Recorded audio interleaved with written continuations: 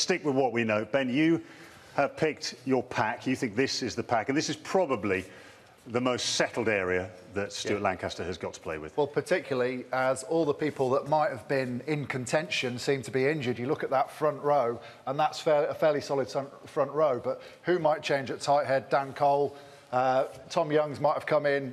I doubt it. Hartley's playing particularly well, and Vunapola's out as well. So you'd think that that's pretty secure. Again, Jeff Parling's not there. Atwood's been playing well, but I think that combination have looked world-class in white shirts together.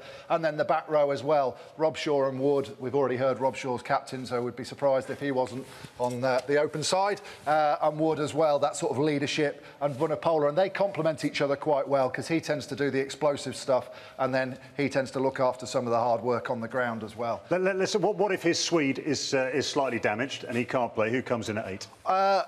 It's a really interesting question, because this is my bench, and you know, that's the front row. You've got Atwood there to come off and make an impact. But this is the one that's difficult, because I think if Vunapola's out, you put Ben Morgan straight away in there.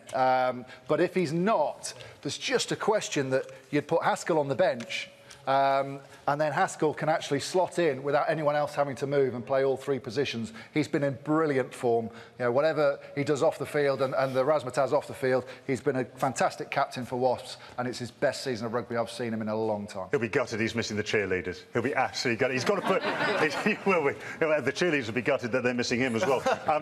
He's got to put 6 kilos back on. I mean, he was an ill boy for a while. So that's all pretty settled. Matt, this is the back line that you've gone for. This is the hospital pass.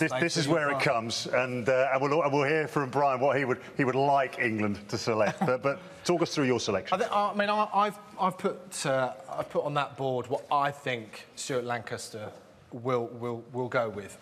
You know, Danny Kerr is ahead of Ben Youngs at the moment. I don't think that's in any doubt.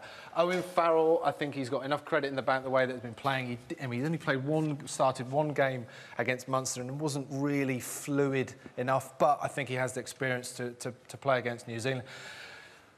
The ongoing issue of the midfield, so many combinations. I daren't talk about the midfield because we've got, you know, probably the world's best midfield. Do you think he will go with that, or is it time to change around, Brian? I don't know. He's got 11 matches before the World Cup, so there is time to tinker a little bit with it.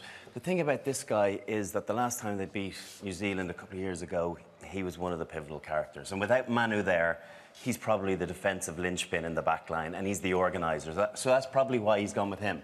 For me, the best England teams were obviously with a very creative 12 or 13. You look back to the Cat Greenwood days, I hated playing against those two. And when you could mix Tyndall in there too as well, I thought they had a sensational midfield. I'd just like to be able to see from a neutral perspective a little bit more creativity. And so if it was me... Well, let me give you you know, Burrell's got an X-ray on his hand, could potentially be out. OK, let's say he's out. There's a space. Let's say he's out, OK. What's your combination then? You're going straight to Joseph? I will. I'm going to stick with Barrett in there. You could go with Kyle Eastman at 12, but defensively, I think Barrett and Joseph brings a little bit of X factor as well. And then obviously the back 3 is, you know, does the pick itself? Definitely 2 of them pick themselves. But again, Yard has been a little bit mixed. Like you said, he's got a bit of credit in the bank from the summer tour and from last year. But one guy that's impressed me is this gentleman. Now, he's not even in the EPS squad. He's one of those extra 9 players. But I like the look of him. He can play at 15 as well. He just looks as though he can do something out of nowhere. What about here? I mean, the midfield's a big talking point, but this is starting to become the hot topic conversation. If you go with Farrell, then it's another game that goes by. Ford doesn't get international experience. Myler potentially doesn't get international experience. Do they need to experiment a little bit? I love George Ford as a player. I think he's the sort of guy you'd love to play outside. But defensively, at Test match rugby, when you've got Man Nonu running directly down there, he's there to look after, well, he looks after himself. He's there to look after the defensive line, but he doesn't need to look after George Ford there. They've got enough to worry about with New Zealand's back 3.